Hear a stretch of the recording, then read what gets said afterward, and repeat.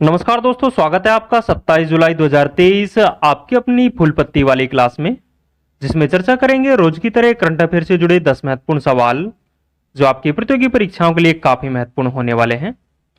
दोस्तों, यदि आपने हमारे पिछले करंट अफेयर की वीडियोज नहीं देखे हैं तो वो भी आप जरूर से देखें, जिसका लिंक इस वीडियो के नीचे कमेंट सेक्शन में मिल जाएगा। वीडियो के लास्ट में हम जो कल के 10 क्वेश्चन थे वो भी डिस्कस करने वाले हैं, इसलिए आप वीडियो में लास्ट तक बने रहे। वीडियो काफी इंपॉर्टेंट होने वाला है। दोस्तों, यदि आप चैनल पर नए हैं तो प्लीज चैनल को सब्सक्राइब करें, वीडियो को लाइक करें और ज़्यादा से ज़्यादा इस वीडियो को अपने दोस्तों के साथ में शेयर करें। तो बिना किसी देरी के स्टार्ट करते हैं आज का पहला क्वेश्चन।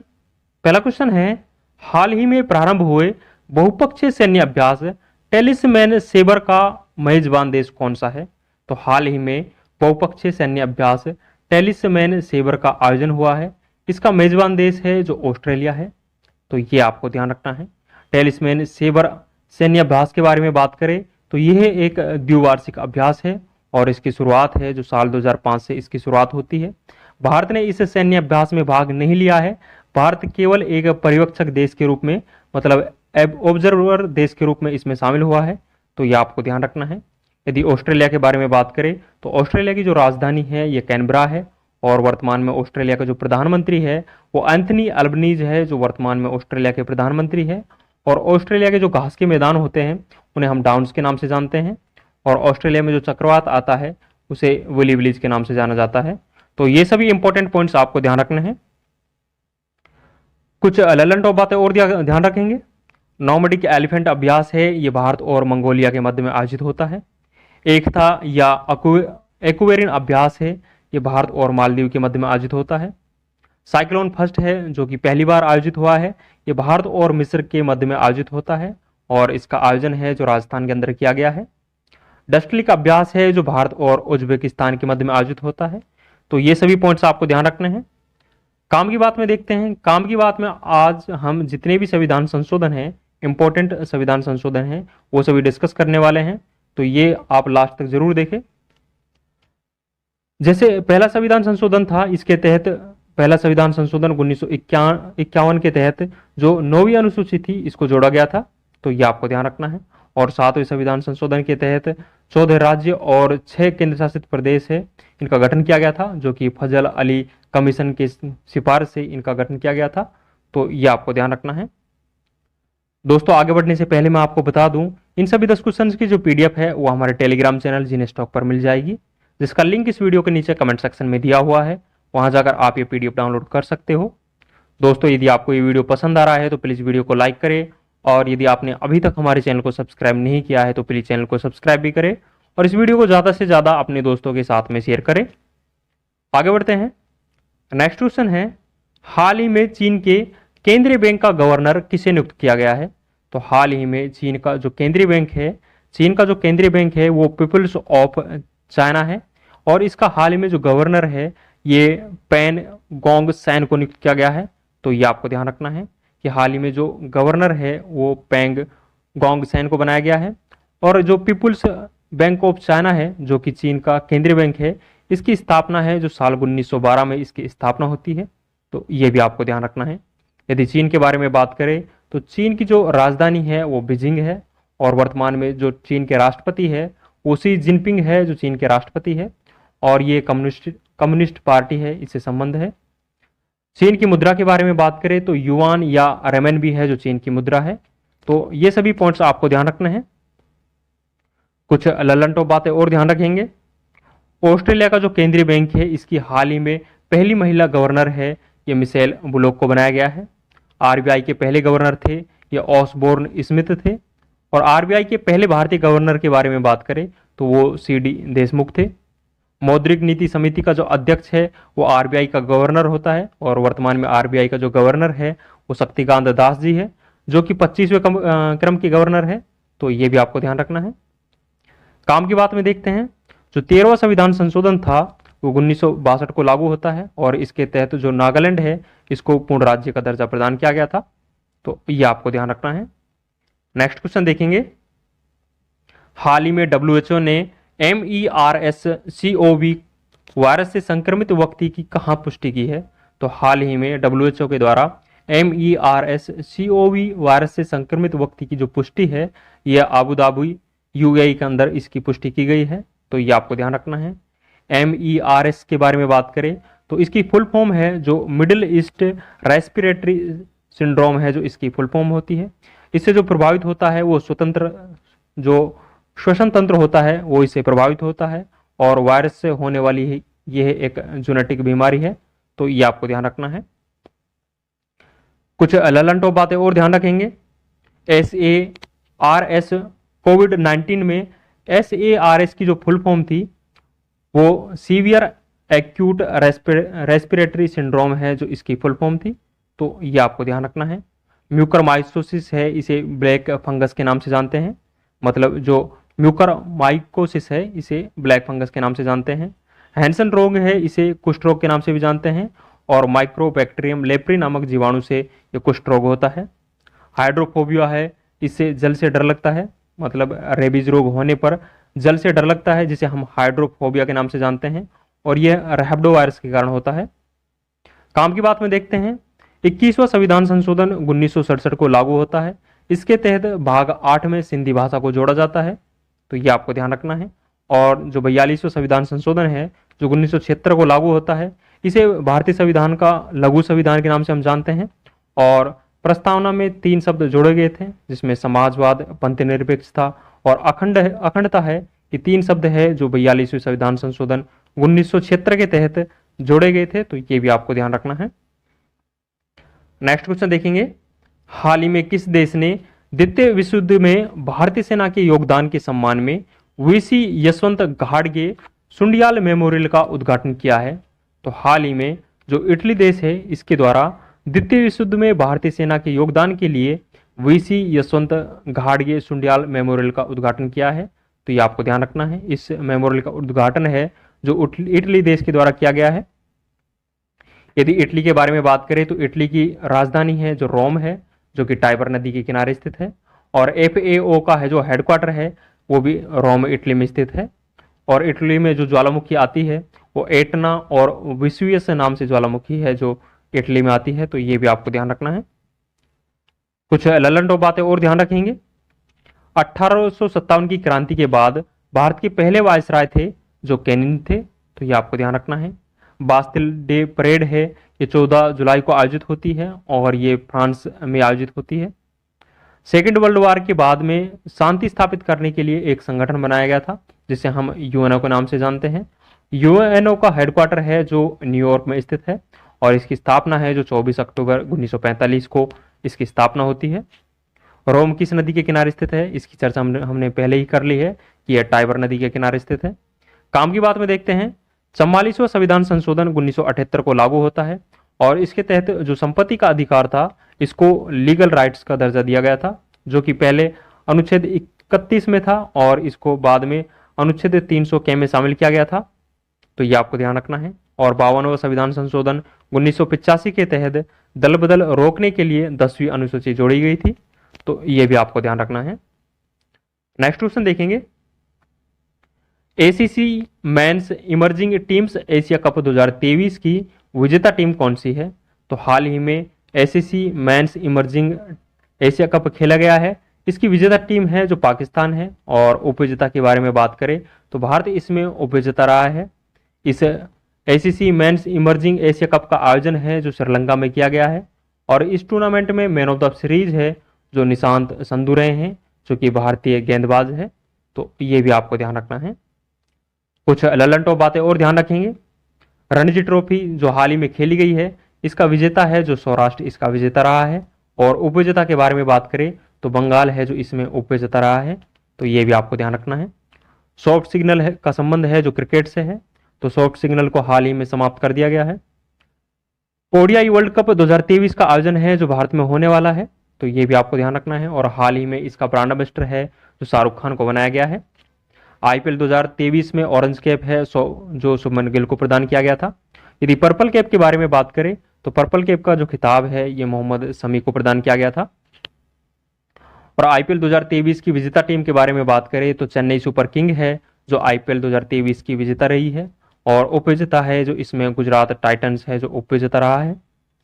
आईपीएल 2023 का सबसे महंगा खिलाड़ी के बारे में बात करें तो सैम करन है जो आईपीएल 2023 का सबसे महंगा खिलाड़ी रहा है, जिसको पंजाब किंग्स के द्वारा खरीदा गया था। तो ये भी आपको ध्यान रखना है। यदि डब्ल्यूपीएल के बारे में बात करें तो डब्ल्यूपीएल का ये पहला संस्करण खेला गया था। टोटल 5 टीमों के द्वारा इसमें भाग लिया गया था। और इस पहले संस्करण की विजेता टीम के बारे में बात करें तो मुंबई इंडियंस है जो इसमें विजेता रही है। और डब्ल्यूपीएल की सबसे महंगी खिलाड़ी के बारे में बात करें तो स्मृति मंदाना है जो डब्ल्यूपीएल की सबसे महंगी खिलाड़ी रही है, जिनको टीम आरसीबी के द्वारा खरीदा गया था और इनको 3.4 करोड़ रुपए में खरीदा गया था। तो ये भी आपको ध्यान रखना है। काम की बात में देखते हैं। 61वां संविधान संशोधन 1989 के तहत जो वोट डालने की उम्र थी उसको 21 से घटाकर 18 वर्ष कर दिया गया था। तो ये भी आपको ध्यान रखना है। 73वां संविधान संशोधन 1992 के तहत पंचायत राज में भाग 9 को जोड़ा गया था और इससे अनुसूची 11 को भी जोड़ा गया था, जिसमें टोटल 29 विषय शामिल है। तो 73वां संविधान संशोधन है जो पंचायती राज से संबंधित है। 74वां संविधान संशोधन 1992 के तहत भाग 9A को जोड़ा गया था और अनुसूची 12 है जो इसमें जोड़ी गई थी। और अनुसूची 12 में विषय के बारे में बात करें तो 18 विषय है जो अनुसूची 12 में शामिल है। और 74वां संविधान संशोधन है जो कि नगर निकाय से संबंधित है। तो ये भी आपको ध्यान रखना है। नेक्स्ट क्वेश्चन देखेंगे। जुलाई 2023 में CERTIN ने किस रैनसमवेयर के हमलों की चेतावनी जारी की है? तो हाल ही में CERTIN के द्वारा रैनसमवेयर के हमलों की चेतावनी जारी की है। ये अकीरा जो मालवेयर है इसके हमलों की चेतावनी है जो कि जारी की गई है। तो ये आपको ध्यान रखना है। अकीरा है जो एक मालवेयर सॉफ्टवेयर है, इसे हम एक दुर्भावना से तैयार किया गया सॉफ्टवेयर के नाम से भी जानते हैं। तो ये भी आपको ध्यान रखना है। कुछ ललंटो बातें और ध्यान रखेंगे। लीसा है जो हाल ही में लीसा को लॉन्च किया गया है। ये ओडिशा में AI आधारित क्षेत्रीय न्यूज एंकर है। तो ये भी आपको ध्यान रखना है। गंगा के बारे में बात करें तो NDRI करनाल के द्वारा मतलब national dairy research institute Karnal के द्वारा हाल ही में गिर नस्ल की ये पहली मादा क्लोन है जो बनाई गई है। तो ये आपको ध्यान रखना है। बार चैटबॉट को हाल ही में गूगल के द्वारा लॉन्च किया गया है। और चैट GPT को किसके द्वारा लॉन्च किया गया है, इसका आंसर आप कमेंट सेक्शन में जरूर दें। परम 8000 है, ये भारत का पहला सुपर कंप्यूटर है। काम की बात में देखते हैं। 86वां संविधान संशोधन 2002 के तहत अनुच्छेद 21A को जोड़ा गया था जो कि शिक्षा का अधिकार से संबंधित था। 89वां संविधान संशोधन 2003 के तहत अनुच्छेद 338 को जोड़ा गया था जो कि national commission for schedule tribe से संबंधित था, शेड्यूल कास्ट से संबंधित था जो 338 था। और जो 338A है वो national commission for schedule tribe से संबंधित है। तो ये जो दो अनुच्छेद है, अनुच्छेद 338 और 338A, ये दोनों ही 89वां संविधान संशोधन 2003 के तहत जोड़े गए थे। तो ये आपको ध्यान रखना है। नेक्स्ट क्वेश्चन देखेंगे। हाल ही में सेमिकॉन इंडिया 2023 प्रदर्शनी का उद्घाटन कहाँ किया गया है? तो हाल ही में सेमिकॉन इंडिया 2023 प्रदर्शनी का उद्घाटन है ये गांधीनगर गुजरात के अंदर किया गया है। इसका उद्घाटन है जो गुजरात के मुख्यमंत्री भूपेंद्र पटेल के द्वारा इसका उद्घाटन किया गया है। तो ये आपको ध्यान रखना है। कुछ ललंटो बातें और ध्यान रखेंगे। हाल ही में बिपरजोय चक्रवात आया है, इसका नामकरण है जो बांग्लादेश के द्वारा इसका नामकरण किया गया है। बिपरजोय का अर्थ है जो आपदा या विपत्ति, इसका अर्थ होता है। और हाल ही में ये बंगाल की खाड़ी में आया है। तो ये भी आपको ध्यान रखना है। इससे पहले मोचा नाम से चक्रवात आया था और मोचा का नामकरण है जो यमन देश के द्वारा किया गया था। और कुछ आने वाले दिनों में जो तेज नाम से चक्रवात आ रहा है, तो इस तेज का जो नामकरण है वो भारत के द्वारा किया गया है। तो ये भी आपको ध्यान रखना है। सर्वाधिक निर्यात करने वाला जिला है जो जामनगर है। जामनगर जिला है जो कि भारत में सर्वाधिक निर्यात करने वाला जिला है। भारत का पहला स्वदेशी परमाणु संयंत्र है ये काकरापार गुजरात में स्थापित किया गया था। और हाल ही में भारत का पहला निर्यात जोन है ये कांडला को बनाया गया है। तो ये भी आपको ध्यान रखना है। काम की बात में देखते हैं। 92वां संविधान संशोधन 2003 के तहत 3 भाषाएं जोड़ी गई थी जो कि भाग 8 में 3 भाषाएं जोड़ी गई थी, जिसे हम नमक के नाम से ध्यान रख सकते हैं, जिसमें नेपाली, मणिपुरी और कोंकणी जो 3 भाषाएं हैं ये भाग 8 में 92वें संविधान संशोधन 2003 के तहत जोड़ी गई थी। 97वां संविधान संशोधन 2011 के तहत 4 भाषाएं जोड़ी गई थी।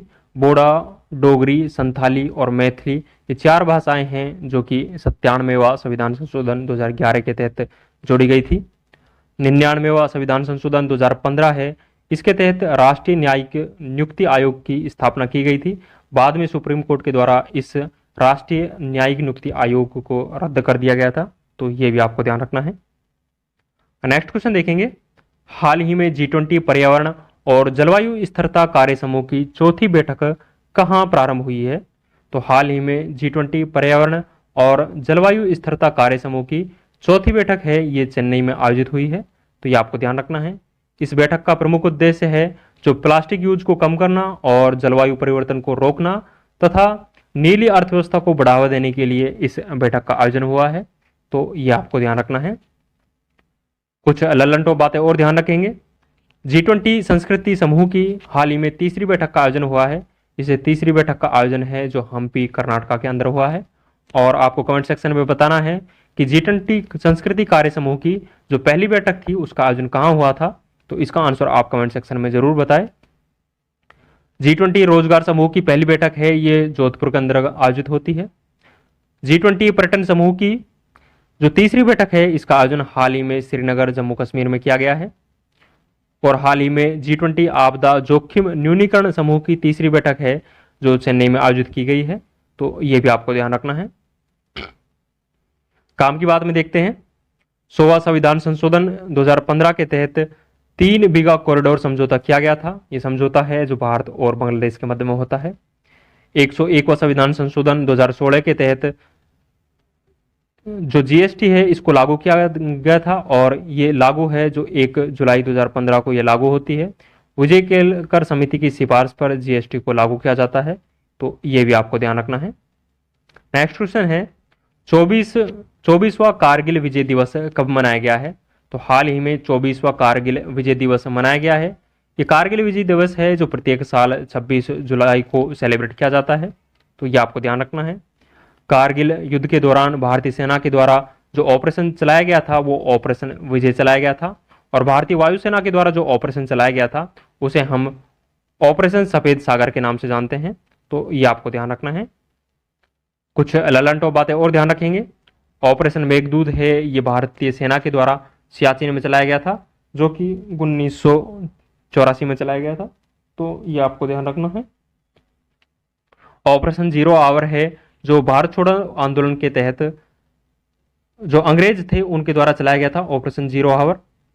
ऑपरेशन पोलो है, ये भारतीय सेना के द्वारा साल 1948 में हैदराबाद में चलाया गया था। ऑपरेशन करुणा के बारे में बात करें तो ऑपरेशन करुणा है जो हाल ही में म्यांमार के द्वारा चलाया गया है, म्यांमार में भारतीय सेना के द्वारा चलाया गया है।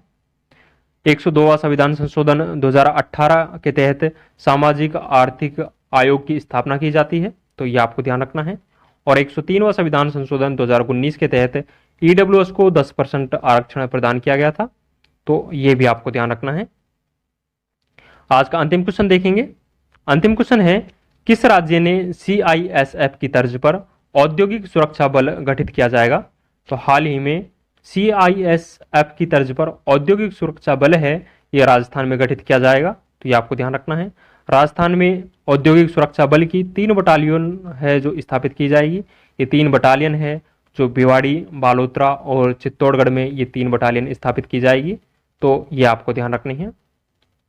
कुछ ललनटो बातें और ध्यान रखते हैं। हाल ही में राइट टू हेल्थ बिल लागू करने वाला राजस्थान है जो भारत का पहला राज्य है। राइट टू वॉक बिल है, मतलब चलने का अधिकार है, ये लागू करने वाला पंजाब है जो भारत का पहला राज्य है। राइट टू गिग वर्कर्स है जो राजस्थान के द्वारा हाल ही में लागू किया गया है। राइट टू प्राइवेसी है जो कि अनुच्छेद 21 में डिफाइन किया गया है राइट टू प्राइवेसी को, तो ये सभी आपको ध्यान रखने हैं। दोस्तों ये 10 इंपॉर्टेंट क्वेश्चंस आज के हमने डिस्कस किए हैं। कल के जो 10 क्वेश्चंस थे उनका भी हम बहुत फास्ट रिवीजन करने वाले हैं। तो ये कल का पहला क्वेश्चन था, हाल ही में विश्व व्यापार संगठन के 13वें मंत्री स्तरीय सम्मेलन का अध्यक्ष किसे नियुक्त किया गया है? तो हाल ही में जो 13वां मंत्री स्तरीय सम्मेलन हुआ है इसका अध्यक्ष है जो संयुक्त अरब अमीरात को नियुक्त किया गया है। नेक्स्ट क्वेश्चन है, हाल ही में किसने पारंपरिक मूल्यों की रक्षा के लिए ट्रांसजेंडर विवाह और लिंग परिवर्तन पर कानूनी प्रतिबंध लगाया है? तो हाल ही में जो कानूनी प्रतिबंध लगाया गया है ये रूस के द्वारा लगाया गया है। नेक्स्ट क्वेश्चन है, हाल ही में फ्रेंड्स ऑफ ब्रिक्स बैठक का आयोजन कहाँ किया गया है? तो हाल ही में इस बैठक का आयोजन है जो जोहान्सबर्ग साउथ अफ्रीका में किया गया है। नेक्स्ट क्वेश्चन है, हाल ही में ब्रिटिश ओपन में पहली बार टॉप 10 में शामिल होने वाले भारतीय गोल्फर कौन है? तो हाल ही में ब्रिटिश ओपन टूर्नामेंट का आयोजन हुआ है, इसमें टॉप 10 में शामिल होने वाले पहले भारतीय गोल्फर है जो शुभंकर शर्मा है। नेक्स्ट क्वेश्चन है, हाल ही में देश के किस रेलवे स्टेशन को यूनेस्को एशिया पैसिफिक पुरस्कार मिला है? तो हाल ही में यूनेस्को पैसिफिक एशिया पैसिफिक पुरस्कार है ये बायखला रेलवे स्टेशन को प्रदान किया गया है जो कि महाराष्ट्र में स्थित है। नेक्स्ट है, हाल ही में नागालैंड से राज्यसभा की अध्यक्षता करने वाली पहली महिला सांसद कौन है? तो हाल ही में नागालैंड से राज्यसभा की अध्यक्षता करने वाली पहली महिला सांसद है ये फांगनोन कोनयाक है, इनके द्वारा 25 जुलाई को राज्यसभा की अध्यक्षता की गई है। नेक्स्ट क्वेश्चन देखेंगे, हाल ही में G20 आपदा जोखिम न्यूनीकरण कार्य समूह की तीसरी और अंतिम बैठक का आयोजन कहां किया गया है? तो इस बैठक का आयोजन है जो चेन्नई में किया गया है। नेक्स्ट क्वेश्चन है, हाल ही में 5वां हेलीकॉप्टर और लघु विमान सम्मेलन का आयोजन कहां किया गया है? तो इस लघु विमान सम्मेलन का आयोजन है जो खजुराहो मध्य प्रदेश में किया गया है। नेक्स्ट क्वेश्चन है, हाल ही में देश का पहला गिग वर्कर्स बिल किसने पारित किया है? तो हाल ही में जो गिग वर्कर्स बिल है यह राजस्थान राज्य के द्वारा पारित किया गया है। अंतिम क्वेश्चन देखेंगे, हाल ही में 400 मीटर व्यक्तिगत स्पर्धा में माइकल फेल्प्स के 15 साल पुराने रिकॉर्ड को ब्रेक करने वाले लियोन मार्चंद का संबंध किस देश से है? तो हाल ही में जो माइकल फेल्प्स का 400 मीटर व्यक्तिगत स्पर्धा में 15 साल पुराना रिकॉर्ड था इसको लियोन मार्चंद के द्वारा ब्रेक किया गया है। ये लियोन मार्चंद है, इसका संबंध है जो फ्रांस से है, तो ये आपको ध्यान रखना है। तो दोस्तों ये कल के 10 क्वेश्चन हमने डिस्कस किए हैं और जो आज के 10 इंपॉर्टेंट क्वेश्चंस थे वो हम पहले ही डिस्कस कर चुके हैं। तो कैसा लगा ये वीडियो आप कमेंट सेक्शन में अपनी राय जरूर दें। दोस्तों इन सभी 10 क्वेश्चंस की जो पीडीएफ है वो हमारे टेलीग्राम चैनल जीएन स्टॉक पर मिल जाएगी, जिसका लिंक इस वीडियो के नीचे कमेंट सेक्शन में दिया हुआ है, वहां जाकर आप ये पीडीएफ डाउनलोड कर सकते हो। दोस्तों ये आपको वीडियो पसंद आया है तो प्लीज़ वीडियो को लाइक करें और यदि आपने अभी तक हमारे चैनल को सब्सक्राइब नहीं किया है तो प्लीज़ चैनल को सब्सक्राइब भी करें और इस वीडियो को ज़्यादा से ज़्यादा अपने दोस्तों के साथ में शेयर करें। और यदि इस वीडियो से संबंधित आप कोई सुझाव देना चाहते हैं तो कमेंट सेक्शन में आप सुझाव जरूर दें, आप सभी का सुझाव है जो आमंत्रित है। तो आज के लिए बस इतना ही, मिलते हैं नेक्स्ट वीडियो में। थैंक यू, जय हिंद, धन्यवाद।